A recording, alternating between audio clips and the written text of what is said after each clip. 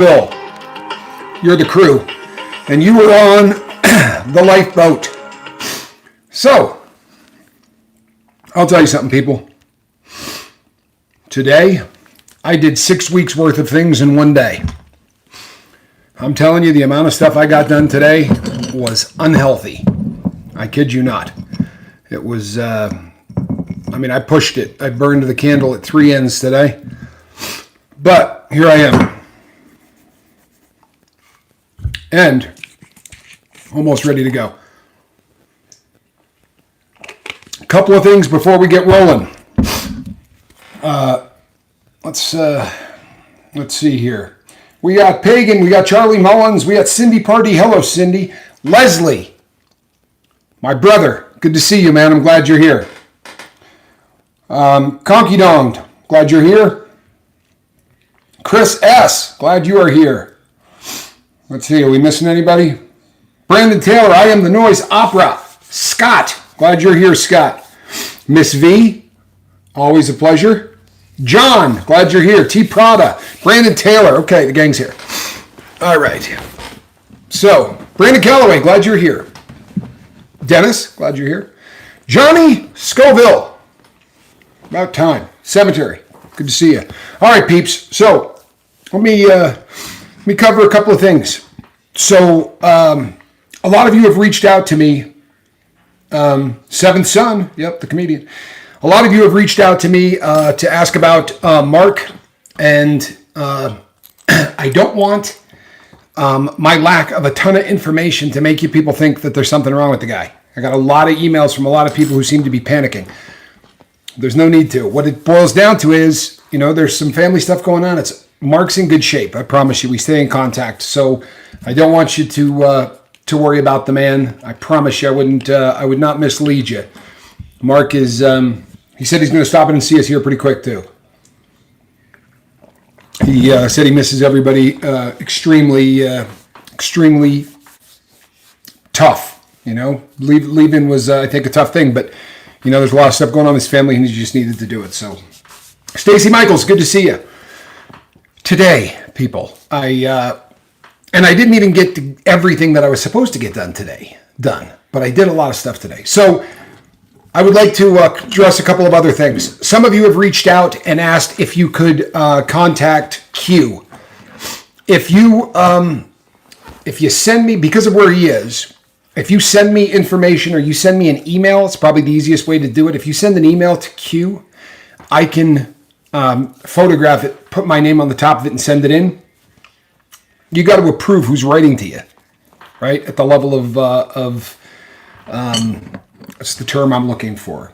The custody level he's at. You have to have an approval of who you are in contact with, who you're talking to. So it would be difficult for me to pass out information so that everybody could get a hold of him. I am approved to correspond with the guy. And I told him there's a ton of people. And he, of course, being Q, said, well, just tell him that I appreciate it. They don't need to do that. A lot of you feel like you do need to do that. And you know what? I don't blame you. I really don't. If you feel like you want to shoot a line to Q, send it to me and I'll send it to him against his will, and that will be good. I think, he's it's a fine line because the man's not going to get out. And I think that sometimes it can feel great knowing that you made a difference, and sometimes maybe it makes you want to, hit yourself in the head that you're not on the street. And, you may focus on all of the things that he could be doing. Hello, Brian Nim. I don't know that I've ever said hello to you, Brian. Welcome to the lifeboat. Pariah, good to see you. I don't know. Honestly, I don't know. But if you want to send something to me, I will absolutely put my name on the top of it and send it over to Q, and just let him know that people wanted to reach out. That would. I understand where everybody's coming from on that. I can't say enough good things about that man. Literally, I cannot say enough good things about that man. So we talk all the time. On the lifeboat, the Full of Hope, good to see you. There is a subject that we talk about, right? We are doing air. Good, I'm addicted to that myself. We talk about drugs and recovery. It's what we talk about the most. And I had a girl reach out to me. Her name is Lisa R. And I don't know that I've ever seen Lisa R in the comment section in the live chat. I don't know, maybe it's, you get sort of swamped.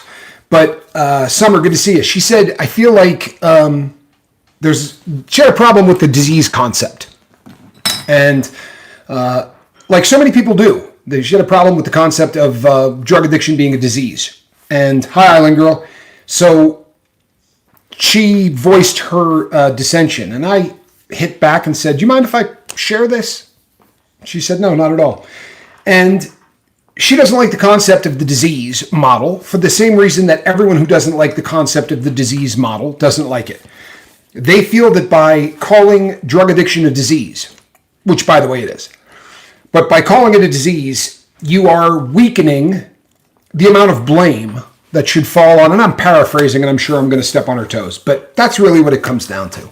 There's not enough blame falling squarely on the addicted individual if you call it a disease, right? As opposed to a habit or a weakness or whatever the case may be. So, I have talked on the lifeboat ad nauseum about how inevitable, right? So, in 2019, the American Society of Addiction Medicine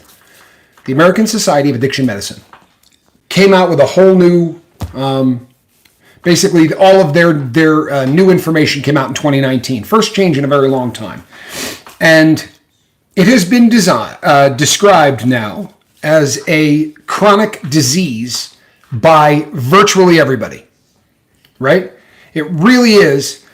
Good. Hold on a second. I reckon most people who have a disease aren't too fond of the fact that they have a disease. Denial is a drug itself, kind of. I agree with you. Oddly, though, the people that seem to have a problem with the disease model are not the addicted, right?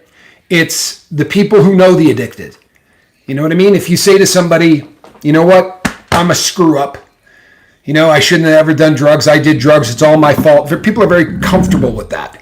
They're not comfortable with the, you know what, man, I was born with this. Because there's simply not enough, there's not enough blame. Honestly, that's what it comes down to. And I understand where they're coming from. I really do. Our disease, there aren't too many diseases out there that cause people to steal. There aren't too many that cause people to lie, right? Or to destroy. The few diseases out there that really destroys, the patient and everybody that the patient comes in contact with. Well, in 2019, the American Society of Addiction Medicine redefined a lot of things. And one of the things that really made me happy, I was reading the entire report, and the reason that I didn't read the 2023 report is because there isn't one. The last real update came out in 2019. But it says, people use substances or engage in behavior. Sorry, people, I did it in the wrong pen again. Or engage in behaviors that become compulsive and continue despite of harmful consequences. May sound like everything I say around here all the time. The difference is that it says they take substances or engage in behaviors. This is also huge, right? I've been saying that addiction is a disease for a very long time, at least 6 or 7 years. Prior to that, I didn't think it was either. But now they are recognizing that porn addiction, Franklin, good to see you. Porn addiction, gambling addiction, all of these behaviors are just as legitimate, an addiction, overeating, right? Any of these things. They're just as legitimate of an addiction as somebody who's taking an illicit substance. And very often there's sort of this snobbery that goes on where if somebody has a habit that isn't a drug, people in addiction very often kind of shun them in groups, right? Like, what do you're a gambler. Man, I was doing 6 grams of white a day. Don't confuse it. People, we are all in the same boat. And I love the fact that everyone here is kind to one another. I've never seen any of that kind of behavior happen on the lifeboat. And I hope that it never does. Because trust and believe that it does not matter what's throwing the switch, right? The problem is that our brains no longer work the way they're supposed to. And depending on how long you have been doing drugs, and especially how long you have, when you started, at what age did you start doing this? Because the research that came out in their latest report states that people who started abusing drugs before the age of 20, they end up in the prefrontal cortex, right? The part that handles sort of executive thought, right? there is unbelievable amounts of damage, right, that you can see on a scan that is done in the brains of individuals who started abusing drugs prior to the age of 20. And this is important information, because as you're trying to get sober, if you understand what's going on, right, it will stop your brain from growing, like my daughter. I don't know in terms of your daughter, but I know in terms of me. And I started doing drugs way too young, and it absolutely stopped my brain. This is the part of the brain that doesn't pull the trigger quickly. This is the part of the brain that doesn't do the reaction stuff. It does let me think about that. No, I'm not going to do that. It's the part of the brain that cuts down on impulsivity. It's the part of the brain that does all of the higher functioning. It's also the last part of the brain to develop. And it's a part of the brain that we beat up really badly with drug use. We used to say in high school, they would tell us that doing drugs kills brain cells. And we all said, yeah, whatever. If they killed brain cells, I'd already be brain dead, blah, blah, blah. Well, there is actually a lot of evidence right now that neurotoxicity does just exactly that. It kills brain cells. And neurotoxicity is when, I want you to think of the brain chemicals as hot and cold, right? Because it's an easier way to think of it. We talk about dopamine all the time because it is one of the ones that really, really gets most of the ink, so to speak. My bad habits and coping skills started when I was very young because I had PTSD from a young age, and food and love were probably my first addictions. I'm glad that you said that, because when you start to, and I'll get back to what I was talking about, but when you start to look at, wow, my computer battery lasts really short. When you start looking at the causes, right, of drug addiction, according to the new stuff, there are four basic causation, right? There are four causes of drug addiction, and they fall under the categories of genetic, neurological, psychosocial, and environmental. And there is something to be said, especially under neurological. If something happens to you at a really young age that disturbs the hell out of you and really messes with you, very oftentimes we begin to self-medicate, right? We're having issues, and these issues cause us to medicate ourselves. And it's not certainly not the best case scenario, but we do it. A lot of people do it. No, a lot of people do that. Sorry, I had an assistant asking me if I wanted a plug, but the plug that was brought in wasn't even the right one. I do have a backup computer system here, which I'm going to turn on. So, yeah, that's completely legit. It really is. And the new stuff that's coming out, the new science that is coming out currently, is bringing a legitimacy to things that we have been saying in recovery for a really, really long time. The technology is finally caught up with our disease. And by that I mean, now it's documentable. So, to Lisa R., with all respect, there's really no debate anymore. And if it makes you happier, right, to blame the person who is a drug addict and to not say that person has a disease. If it makes you happier to say, it's a character defect or the person is weak or whatever the case may be, that's honestly the reason that there's a lifeboat. The reason that there's a channel here is so that we can come together and not deal with individuals that don't understand that this wasn't a choice, right? And I call it a disease of choice. But you don't make the choice to be an addict. You make the choice to get high, right? And those are two really, really different things. Everybody does the experimentation thing, right? That's kind of how it starts out. And when you first start out, there's nothing in your mind ever says, you know what, I'm going to end up a drug addict. There are stages to becoming a drug addict, right? There are 6 of them altogether. And in the first stage, sometimes they call it experimentation, sometimes they call it use, whatever. But it's the first time that you take the drug into your body. And when that first happens, you don't do it alone. It's a very rare thing that somebody tries a drug for the first time with nobody around. They usually end up talking to an individual who says, hey, you want to try this? And all of a sudden, the individual, especially if it's at a younger age, right? You're in your pre-25, the people that you get high with end up becoming a tribe. Very much like the support system that we have here, only in the wrong direction. And you get, so your baseline level of dopamine and all of the brain chemicals that are going on, they're there and everything's cool. And now you take a drug that's going to take it to 2 to 10 times what that feeling is. And all of a sudden, it's like everything is exciting. You got a new group of people and wow, this is a feeling you've never felt before. And in the very beginning, depending on the drug you do, sometimes you feel more relaxed, you feel more social, right? There are benefits, and it's hard to sit in this chair and wear this hat and say that. But if there were not benefits to drug use in the first couple of times you use them, you would never use them again, right? There's escapism. For a little while, you don't worry about your problems. All of a sudden, you're just laid back, and that use is something that in the beginning seems harmless and fun. And then we go to stage 2, which is abuse, right? And when you hit stage 2, now you're doing the same stuff, but you're doing it too often, right? And you kind of know. At that point, you start to realize that you're going down that road. All of a sudden, hey, you know what? I do this on the weekends with my friends becomes, you know what? I'm just going to smoke one before I go to school, or I'm gonna have a couple of beers, at lunchtime at work, or whatever the case may be. This leads to the third stage, which is tolerance, right?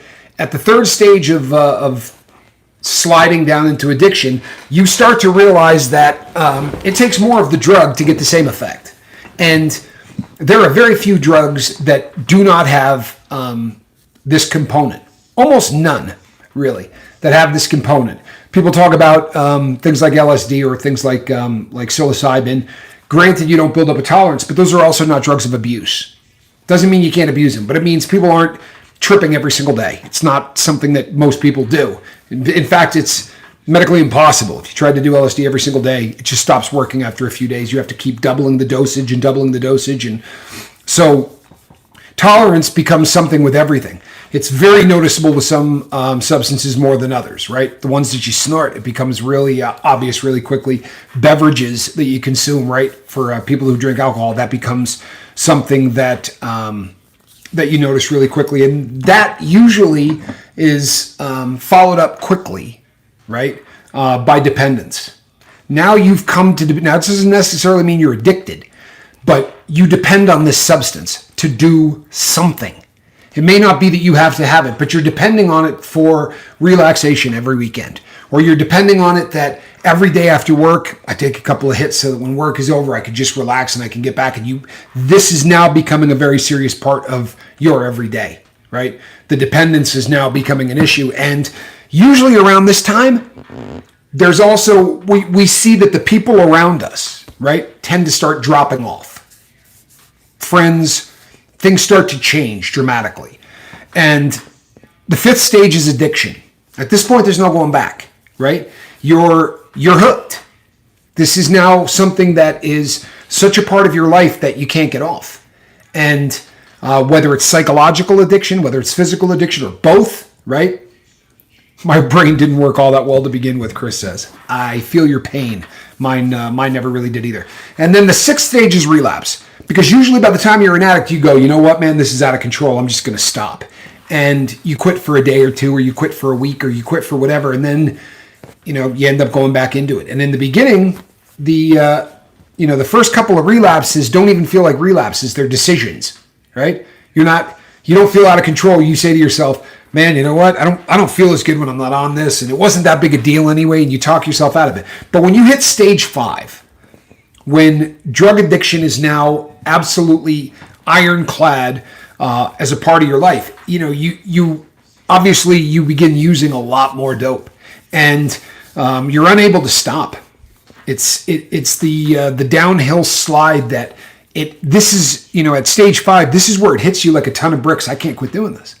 You know what I mean? Like I'm strung out. That realization hits, and your relationships, chances are the people that you spent time with, the people that were part of your everyday, right? Family, friends, all of the people that you cared about, all sort of go away. And, they, if you read it in the books, they'll say this is the loss of friendship. And I don't look at it that way. I look at it as a change of friendship, right? Because you don't lose friends. You just get friends who will co-sign your BS. You get friends now that are getting high and doing the exact same thing. And it's, believe it or not, people, it's the inverse of what we're doing here right now, right? Because when you're an addict and you realize you're an addict and it's depressing and it's having someone around who is in the exact same situation, it's like group therapy in the wrong direction. You can call them and say, man, I don't have any money. You know what I mean? I'm broke and I'm sick as hell. Can you help me just today? I got a paycheck coming Friday. And people literally start to co-sign for each other's BS. And you start to drag each other down. It's like seeing crabs in a bucket. Every time one of those individuals starts trying to crawl out, there's somebody right behind them to pull them back in. And it's a depressing thing to watch. It really is. Now you get into that period of life where everything revolves around the drug. You're either seeking out the drug, you're using the drug, or you're recovering from the drug. Right at that point, that's it. Those are the three stages of every single day. I'm either hunting down dope, I'm getting high, or I'm recovering from the dope I just did. And with some drugs, usually the recovery, right? Or for alcohol, it's a hangover, whatever. But it is almost always the exact opposite of whatever the buzz is, right? So if you're taking pain medication, you were nodding out, you could barely keep your eyes open, and you were completely relaxed, you felt absolutely no pain. When that stuff goes away, what do you have? Right? It goes the exact opposite. Now you're in pain, right? Really in pain. You're jumpy, right? Everything that you were experiencing with the substance is the exact opposite. If you were doing, one of the stimulant drugs where you had tons of energy and you could concentrate on anything and you were ready to go, now it's the exact opposite. You can't get out of bed. You're so tired you can't move. You can't concentrate. You can't think. The recovery is almost always the exact opposite of what you were experiencing with the drug. And at this point, right, in addiction, this is where you start going, I'm going to get rid of every single thing I care about one at a time. And I've seen this, I've told the story before, but, guys who were skiers or guys who played the guitar. I had a friend who was a mountain climber, and the man must have had $100,000 worth of rock climbing equipment. And he didn't just quit rock climbing. He began to sell it off. And stuff that he paid $300 or $400 for, he sold for $60 so that he could go get 6 bags. And over the course of about a year, he got rid of every single thing that he owned. And I've done it with watches. I've done it with things I don't even like thinking about. So it's still to this day something I've not gotten over. The things, and I know that it's stupid. I know that they're just things, but they're things that represent just how far I slid. There's a song called Souvenirs, and I wouldn't recommend listening to it unless you're really pretty entrenched in your recovery. But it was written by John Prine, and he talks about how all of his souvenirs are in pawn shops, and it's the souvenirs of life have all ended up in pawn shops, and it's really really a difficult tune. But we give up all the things that we love. The sports that we loved, the things that we watched on TV, you went to church, all of the things that mean something to you. Now take a back seat to seeking, using, and recovery. That's your life. Seeking, using, recovery. There is no other life. And at this point, this is when you start screwing up. This is where you start seeing the effects of the substance. Now, you're going to continue to use in spite of the fact that you just got a DWI. Right? But you're not going to quit drinking. In fact, when you get out of jail, you're going to go home and you're going to start drinking. Or you got arrested, or you got fired, right? All of the things that tend to start happening to addicts. This is the stage at which all of these things start to happen, and yet we don't quit. We continue to use. And this is, at this point, it's game over. By the time you're selling the things that you own, by the time that the law is involved or any of those things, yes, Lady Crispin could use some prayers. I appreciate that. It's a very nice thing. I mean that. Thank you. She's not in a great place, and she could definitely use some prayers. And this is where cravings become real for the first time, right? This is the first time where you really understand cravings. Like you've heard people talk about them. I remember very distinctly having a conversation with somebody, a very, very somebody that I love, spent a lot of time with, and we were both addicted to H at the time. And the person said, my entire life I've been saying I need to get high, or I need a bong hit, or I need this. He said, I've never needed anything until now, because there's a grip, and when the drug actually gets you and that craving comes on, Pavlov, is famous for ringing a bell and the dogs begin to salivate. The exact same thing happens to addicts. When we talk about triggers, that's really what we're talking about. We're talking about a part of your brain that is so entrenched now in your drug addiction that even the mention of the word starts making your brain go into overdrive, right? Driving through a certain part of town. When people first start using, especially, you hear this a lot with booze. The first time a guy drinks, he does it at a barbecue where they're all getting ready to watch football. And this goes on for the entire football season. And the next thing you know, being on the deck starts bringing on that craving. Seeing a football game on TV starts bringing on that craving. Being with the three people that you're normally with, all of these things, craving becomes a very serious part of the addiction process, and it's one that really starts to kick at that point. And then you keep using in spite of all of the horrendous things that happen, right? I know most of us are far past this, right? Most of us have come to this realization, but we have a lot of people on the boat. I get emails from people that stop by basically and would like me to tell them if they're an addict, which is, obviously far above my pay grade. I don't tell people that they're addicted to drugs or they're addicted to a habit or any of those things. That's not why I'm here. But if all of these behaviors sound really similar to you, if these are things that you go, oh yeah, I absolutely know exactly what you're talking about, then this will give you a pretty good idea that you're there. Then you start doing some really stupid stuff, right? All of a sudden the behavior becomes dangerous, right? You would drink with friends at a party or whatever. Now you're drinking behind the wheel of a car, right? Thank you, Zen Wen. Really appreciate that. Now you're drinking at work, right? Now you're smoking at a red light. You're doing things. You're crossing the line. There's a reason that people get in trouble with the law. And it's usually because of absolute stupidity. I missed Buddha's comment. Sorry, Buddha, my computer is shut down, so I missed what you said there. But I saw that you broke the mold, and if there's anyone that breaks the mold, it is Buddha. So that's somewhat legit. Let me see if I can back this up and see what he said here. I break the mold when it comes to my favorite things taking a back burner. Sorry, I need my substance, but I don't miss football Sunday or my hobbies. I get high and do them all. You know what, Buddha? Here's the thing. That's for a lot of people, that absolutely makes sense. However, if you were a mountain climber, I don't think you'd be doing it, right? It usually has to do with, and with all due respect, and since you're in the comment section talking about it, we're talking about a very, very long time, right? Very often, if you talk to somebody who's in their 40s and you bring anything like this up, they'll say to you, no, I haven't quit anything I liked. Well, if you've been doing it for 20 years, it's a tough question to answer, right? What were you doing 20 years ago? How often were you going out with friends and doing all of the things that you used to do 20 years ago? But regardless, if your hobby is sitting on a couch watching football, you're probably in good shape, because that's not going to be something that the drug is going to make it difficult to do.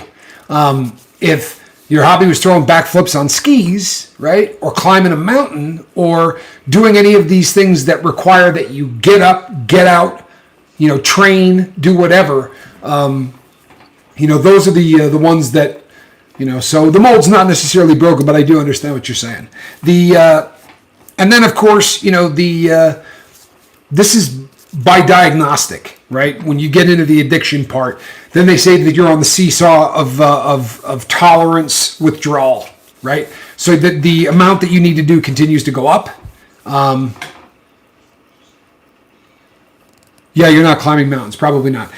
So it becomes a tolerance and a withdrawal seesaw. And I know that when we talk about withdrawal, most people immediately start thinking of movies where there's a guy shaking and vomiting and doing all of the things associated with opiates. But there's a withdrawal for everything. There is. It may not be as physical, right? But there is absolutely a withdrawal for every single chemical, and it is just different. I may or may not have, let me see here. I may or may not have drank something and drove off the road honestly once. That's all it took. I was on back roads trying to be safe, but parked by someone's driveway. I left a note like it broke down. Yeah, this is the kind of thing this is something that is recurring. No matter how many groups you go to, there's always going to be, the stories, especially if it happens to be alcohol. Alcohol really dramatically affects one's ability to be able to operate machinery or a car or do anything like that and do it safely. So that is an issue you hear an awful lot in recovery. And I think everybody has those stories. Very often they're associated also with legal trouble, DWIs. I had a friend that I went to high school with who literally had seven DWIs. And the last one put him in prison. I mean, that was it. That was the end of it. And at that point, you would think, people, that, by the time you're getting your fifth, your sixth, whatever DWI, that, cognitively you'd go, boy, this is a problem. I really need to jam on the brakes. But that's what this stuff does, right? It rewires the brain. It really does. It rewires the brain to the point where it doesn't really matter how bad the consequences are, because at this point, your brain is treating the addiction as if it is a life-saving behavior. There's no other way to put that, and I'm not making this up or paraphrasing it or using my spin, because that's really what those chemicals that we're releasing. If you're doing opiates, you're releasing chemicals into the brain that were designed to reinforce life-saving behavior, to reinforce behavior that is going to keep the species moving on and to keep you healthy. Once that reward center of the brain gets derailed, it doesn't matter whether you're getting a DWI. It doesn't matter whether you're getting a divorce. The only thing that matters is seeking, using, recovery. Seeking, using, recovery. Seeking, using, recovery. And it's just, the next thing you know, 10 years have gone by or 20 years have gone by. I saw a car oncoming and all the crashes. I saw dead friends from it. Oh, wow. Cutting them from cars sobered me up instantly, or I thought. Walked 11 miles home, never did it again. You know what? There are people that get it on the first. There's somebody that sees something that is so shocking to them that, I could sit here and tell horror stories for 3 shows in a row where I saw things that, and by then I was so far gone. I remember seeing a guy sharpening a syringe on a matchbook because it was barbed. The tip of it had bent, and he was trying to sharpen it on a matchbook. And I remember looking at this guy and just thinking, I was in a trailer home in the worst part of town in the entire world, and I'm watching this guy with just his hands were absolutely covered in filth, and he was, getting ready to shove this thing in his arm. And I remember the moment of thinking, how did I end up here? You know what I mean? How did I end up here? And when the guy went in and did what he did, when he pulled it back, I swear to you, the vein came out with it. It looked like a little blue worm. He had basically hooked it enough. And the guy's trying to push the thing. And I remember getting up and walking out and saying to myself, this is it. I'm done. I mean, look where I'm at. This isn't who I am. I'm never doing this again. And I did before the end of the day. Because your brain gets rewired, right? It really gets rewired. So you come to the conclusion that you want off, right? And when you get to that point where you say, this is it, I'm done, there are stages to that whole process too. Now, people, I'm going DSM, right? These things are directly from a manual. And although they are uniform across the entire board, every single person's is slightly different. MAT is great, man. It works for so many people. It really does. John says, I did medical assisted treatment for about 6 years, and I'm so grateful I got help. No matter where you're at, just know tomorrow is a new day, and you can do whatever you set your mind to. And that is absolutely a fact. It is. And the thing is, when you got to the last stage, like I was just talking about, where you're in addiction and then relapse and addiction and relapse, you know beyond the shadow of a doubt. You talk to anybody that's addicted to anything, and they will tell you they're going to quit soon, right? I mean, I've never met an addict who just said, not me, man. I'm going to keep doing this until the day I die. Every single person says, it's just a matter of time. I'm going to kick this stuff. I promise you.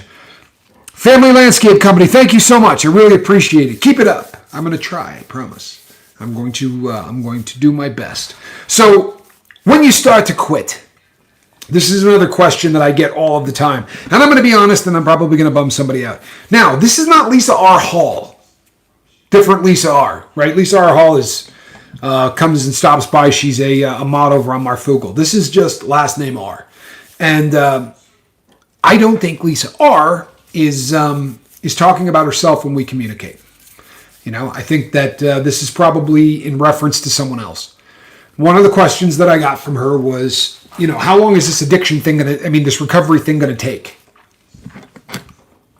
Now, I'm going to start by saying there's no way to say how long a recovery thing is going to take. I think the proper answer is the rest of your life. I think that's the way it goes. And it would be really great if 21 days, you're good, right? Get out. And a lot of people, unfortunately, believe 30 days is good, right? You can get clean in 30 days. Why? Because they got 30-day detoxes, right? You go to a rehabilitation center for 30 days and you're good. It doesn't work that way at all. So to give you some kind of a time frame and some kind of a breakdown, the withdrawal part of recovery, you're looking at 1 to 2 weeks. You'll hear people say, you know, in 72 hours, the stuff's out of your system. Or if you're doing an opiate, in 7 days, you're going to be past that really, you know, initial sick period. There's no way to put a date on that. There's no way to put a time on it. But 1 to 2 weeks is what the medical community will tell you. Now, for some things, it's very predictable. Right, with some substances, alcohol, for instance, it is very predictable how long it's going to be until the brain starts to recover. And 14 days is considered pretty much the gold standard for how long that's going to be. So 1 to 2 weeks of withdrawal. That's physical, withdrawal where you're hurting. Right now, that jumps off the page if you're talking about opiates or alcohol, right? Because you're viciously sick, right? Hold on 1 second. Yes, medical assisted treatment is great. It helped save my life. Methadone, willpower, a real scare of losing something important, and support. That all kept me off. 15 months, this 25th. Got my week take-homes, finally. You know what, people, if you don't know what he's talking about, when you've done everything right, if you're going to a methadone clinic and you've done nothing wrong, then you don't have to continue to show up every day. You bring in a lockbox, and they're going to give you enough of the medication where you can leave. You basically earned a really high level of trust. Because to give somebody that amount of that substance, you have had to earn that. So well done, man. Proud of you. I really am. I'm proud of you. That's awesome. I can tell you in all honesty, I never got more than a weekend take home. Whole time I did methadone. I couldn't play by the rules. You know, it didn't work for me. I continued to use and do stupid things. So proud of you. Leisure, I don't think I said hello to you. Good to see you, Leisure. So the honeymoon period is usually what people talk about right after the withdrawal. And the honeymoon period, the reason that some people call it the pink cloud, truthfully, what it boils down to is I don't think of it as a honeymoon. I think of it as reality. Honestly, this is the first dose of reality that an addict has had in a very long time. So 2 weeks go by, and Lady Spellbreaker, please do send me an email. I would love to talk to you. So 2 weeks have gone by. You actually have gone through the withdrawal process proper. Now, whether that's amphetamines, whether it's blow, whatever it is you are on, you're going to have a withdrawal. Now, it isn't going to be as obvious as it would be if someone was on Fent, but you're going to go through a withdrawal on everything. And I'll get somebody that'll email me and say, no, it doesn't happen with THC. Bet. Watch somebody that's been smoking for 5 or 6 years, and when they quit, watch what happens. Their ability to eat, their ability to sleep, all of those things. Rip Curl Readiness, good to see you, brother. Glad you're here. There's absolutely a withdrawal for everybody. And when that withdrawal is over, for about 4 weeks, according to psychiatrists and psychologists, you're going to go into the honeymoon period. And the reason I say it's reality is because this is the first time in an addict's life, probably, where they go, oh my God, I can do this. Right? This is possible. I might actually be able to stay sober. And that lasts about 24 to 48 hours. And then you go into the, I got this. I got this, man. I got this. The scariest thing about this to me, about the honeymoon period, is that we have told all of the people in our lives that we love 100 times, this is the time I'm good. I'm not going to do this ever again, man. I'm going to quit. And they become a little bit cynical, right? So when they see you in that honeymoon period, they're doing the, oh yeah, I've heard this before, right? I've heard this before. Here we go. And sadly, a lot of times I think that people almost become a self-fulfilling prophecy when those in their family don't understand that concept. Because honestly, when someone's in the honeymoon phase, the pink cloud phase, they need a lot of support. That's when somebody, instead of doubting them, you need to pat them on the back. That's when you need to say to them, all right, great. Are you excited? Yeah, I really am. Good. So let's come up with a recovery plan. Start getting them into the mechanics of recovery at that point. Because if all you do is, oh, Lady Crispin, good to see you. Yeah, I know you're not. I know you're not. I'm sorry. So that's about a 4-week process, people. You're looking at about a month, right, of that going on. And according to psychiatrists and psychologists, and I'm going to agree with them on this, next comes the biggest, right? And I do mean the biggest threat of relapse.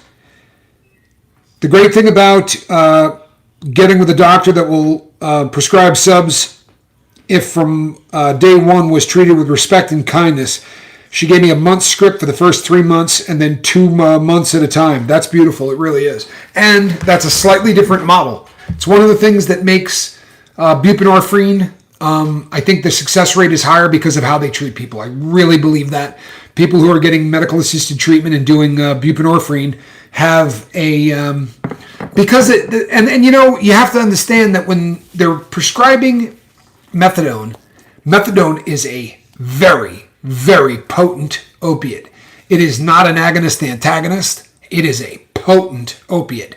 And for that reason, it has to be kind of be treated that way. You know, it is used for long-term pain management more than it is used for, you know, or I shouldn't say more, but as much as it is used for recovery.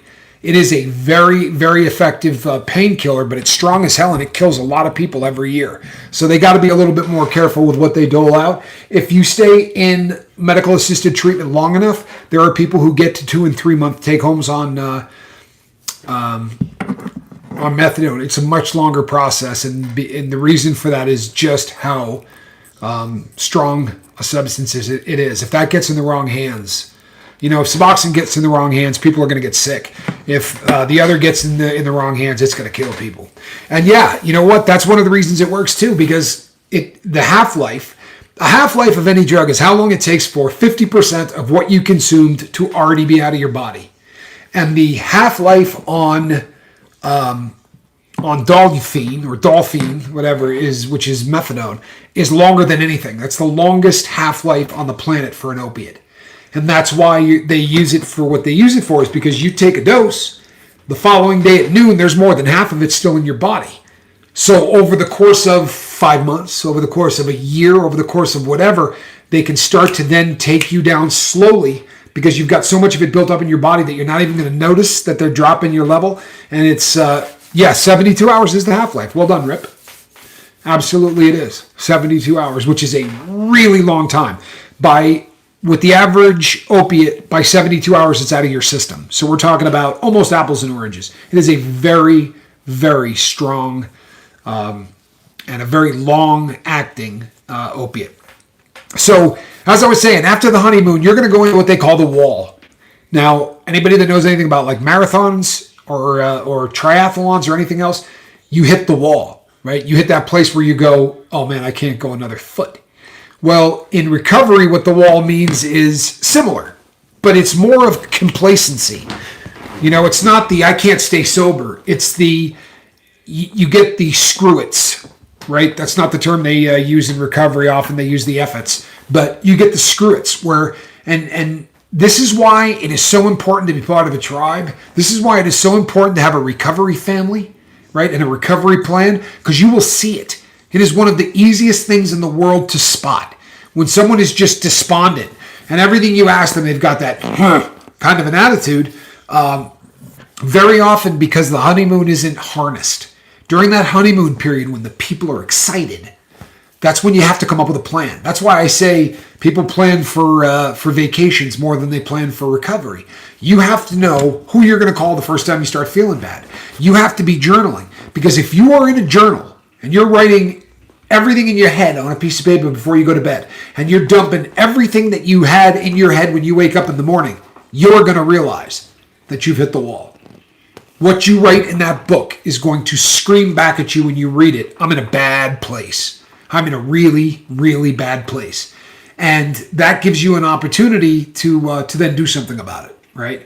But this is where more people relapse during this period of time, which is 12 to 16 weeks, right? To get through that period that they call the wall, you're looking at 3 to 4 months, right? Of that feeling of, because all this is, we talk about this a lot on the boat. This is when reality sets in big time, right?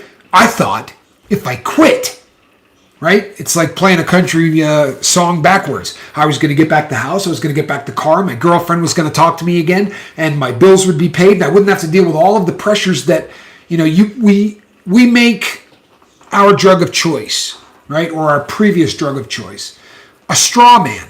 Every single problem we have on the planet is that substance. And the truth of the matter is, that substance is a symptom of something else. Gladys Kravitz.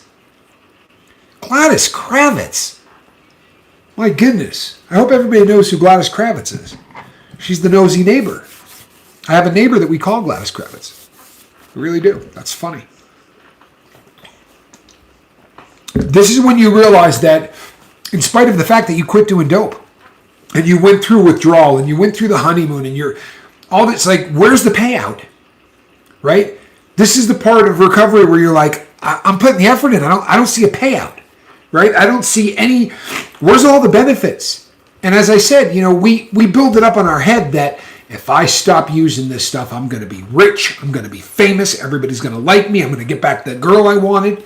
Right? I'll have a nicer car. Everything on the planet will be perfect if I can just stop doing whatever your substance is. Now, we all know that that's not the case at all. You have to absolutely, especially at that period in the wall, that's when you have to start really working on why you were getting high. Because there's a reason you were getting high. And I know that in the beginning, so often, man, I get an email, I'm not kidding you, I probably get one a day, from someone that says, there's nothing time we have wasted on the way. That's right. I get an email every single day, without fail, from somebody that says, I don't have anything heal the core wound. Well done, Michelle. Well done. It's exactly what I'm talking about. Someone will say, I don't have any issues underneath, right? I don't have any of those. I just liked getting high, and then the next thing I knew, I couldn't stop. And that usually is not the case, people. In fact, I'm sorry, it's never the case. It isn't. There's always something that is, driving us to continue to do the things that we do. Granted, you may have gotten high in the beginning for whatever, but you're going to get to a point where, you continue to use for some reason. And until you figure out exactly what that reason is, then all of the problems that you thought were going to just magically take care of themselves as soon as you quit, that doesn't happen. Sadly, it just does not happen. So, always something there to remind me. I was born. I'm trying to remember the band. All right, somebody from the 80s, tell me who sang that. Is that the Outfield? No. Someone will know because you guys are all of a certain age. Naked Eyes, Zen Wen, thank you. You know what? They had a guitarist at one time who had the same name as me. And Heather, a.k.a. Heather Joy, doing some karaoke today. You guys should go at some point and check it out. I took up geo coaching. Is that what that said? You know what? I couldn't see it. Or was it geocaching? I didn't see what that was. I'm sorry, because I'm reading it across the top of a screen. Gladys Rabbits, we are happy that you are here. We really are. So, and then the last phase of recovery is what they call readjustment. If we could all do karaoke together, that would be something. I would be sitting out in the audience and watching all of you do karaoke. And for a change, I would be staring at all of you. I think that would just be fantastic. Yeah, I know exactly what you're saying, Buddha. It's and that's a real feeling. The inability to be able to help somebody sometimes can absolutely drive you nuts. I will pass your love on to Mark. You have my word. I promise. Miss V says, not singing. I'd break the mic. So the very last phase of recovery, which minimum 8 weeks, for me it's been 6 or 7 years, is the readjustment. Getting out of the house and using your noodle, good idea. Gladys, really good idea. So I've been in the readjustment period for 5 or 6 years. And I believe that I'm blessed by how I went after recovery. The person that helped me was, after working with enough people and seeing, he has nothing but time to try to help people. Like time he has, and lots of it. And, if you watched last night's video, I did a video called Just for Today. And I laid out an entire thing that you would do all day long, right? One thing after another to get your mind off of cravings, right? To keep you focused, moving in the right direction, and all habits that, if done long enough, right? If you continue to do these things, these are all activities that are going to become habitual and are going to make you in better shape. Yep, my Vicodin habit started when I broke my back again. And then I denied it, but I liked it. No, I loved the feeling of it. It took every pain away. Then the free source ran out and I couldn't afford it. Yeah. And then high dope. Yeah. It's happened to so many people. That is just really the way it works. Fiona, you do need to catch him and try to get him to a vet, hon. And I'm sorry that happened. It broke my heart. I mean that. If you could have seen poor faces. So the readjustment period, this is what I was trying to do yesterday. This was the purpose of yesterday's video. And largely, it's the purpose of today's video. Truthfully. When you start looking at everything that's going on in terms of trying to become a new creation, we've talked so many times on this channel about how much of what you do every single day is just purely habit. You're not even thinking about it. You're not concentrating on it. It is simply done out of habit. It's habitual, right? And it makes up the got to decide every day until you forget the crave. Yeah, you not only do you have to decide every day, and very often you're in danger after you stop craving because you feel like, I got this thing beat. Now I can go do it just once, right? I'm not even thinking about it anymore. One would be nothing.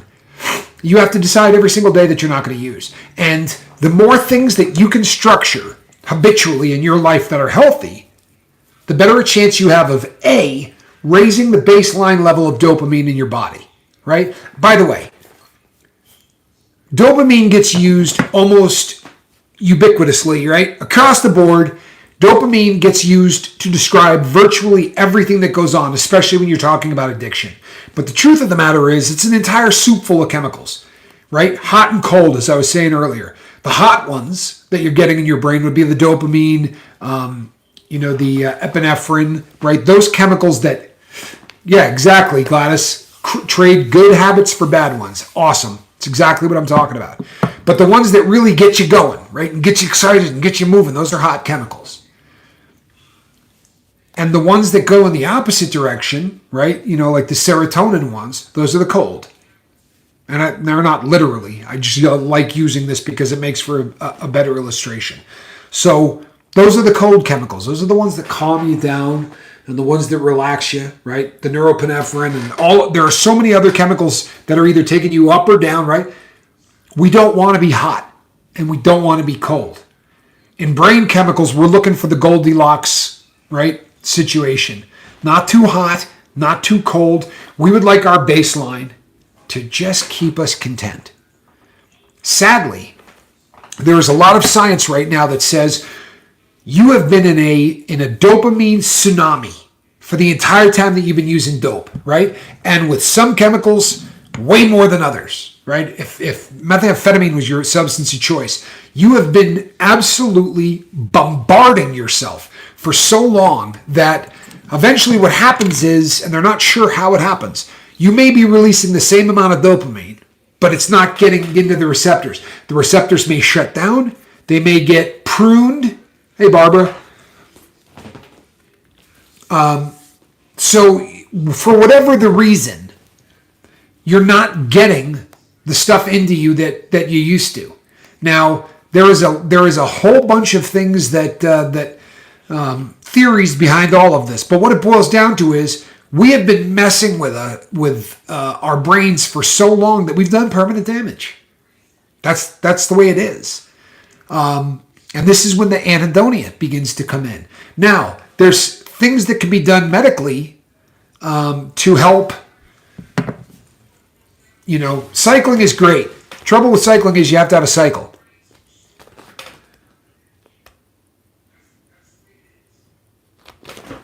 Hold on one second. Tell me, what is the feeding the brain from social media stimulation? Well, dopamine is really what's feeding the brain from social media stimulation.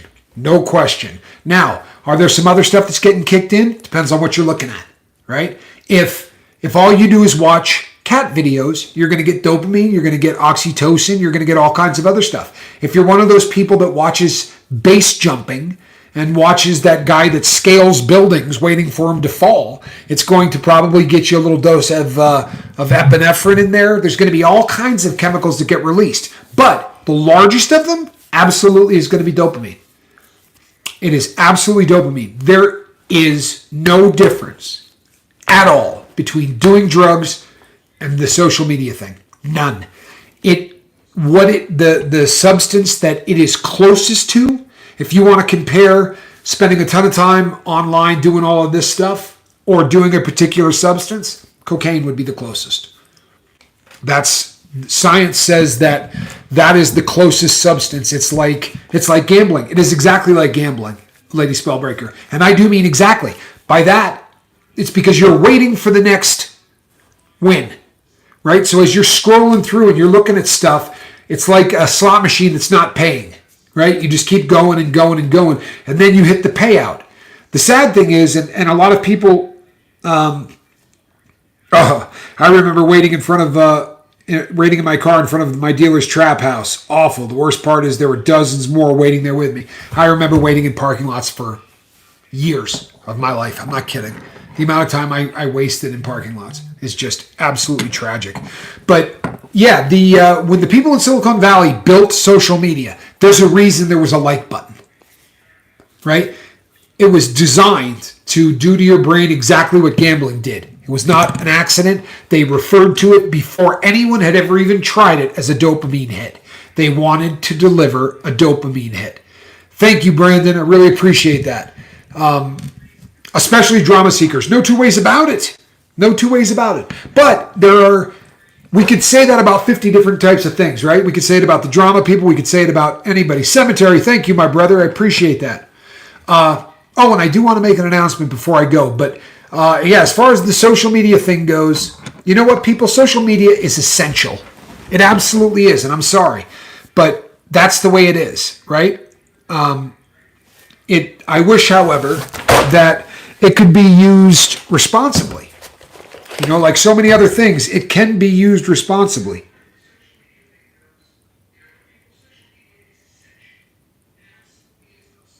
Yeah. So, that's a great comment, by the way. Summer, thank you. I was going to say, Gladys, I love the comment. You want to argue? Some of you send me stuff all the time and you say, you got to check out this video, and you'll send me a link. I do not do anything on TikTok. I don't do anything on TikTok. So if you can get me something that I don't have to go to TikTok to see, I would absolutely do that. I avoid that one like the absolute plague. You know what I mean? Like the absolute plague. Yeah, I think Cindy, I think I had you on that one. I was reading as you went across. I had that one figured out. So, people, quick announcement before we go. Do you know that thank you, Johnny. Yeah, absolutely. I want to thank everybody that donated. You know what? I'm so bad at remembering. I go back every time because I can look, but if I try to do it at the end, a lot of you were generous today, but I appreciate every one of you. It really does go to a very good cause. Yeah, the waiting in parking lots. That honestly, that is what I got back more than anything, is never having to wait on anybody to deliver me happiness. The ability to deliver it myself has been the greatest gift of sobriety. Hands down. I don't have to buy my happiness. I don't have to wait in a damn parking lot for somebody that doesn't like me to take my money so that I can be happy. Whew. That was a big one for me, people. I'm not going to lie to you. That was absolute. Thank you very much, Conky Dong. See that? That's somebody. The problem is when you're talking and you're reading and things get lost. So, on the 14th of this month, right, which is coming up pretty quickly,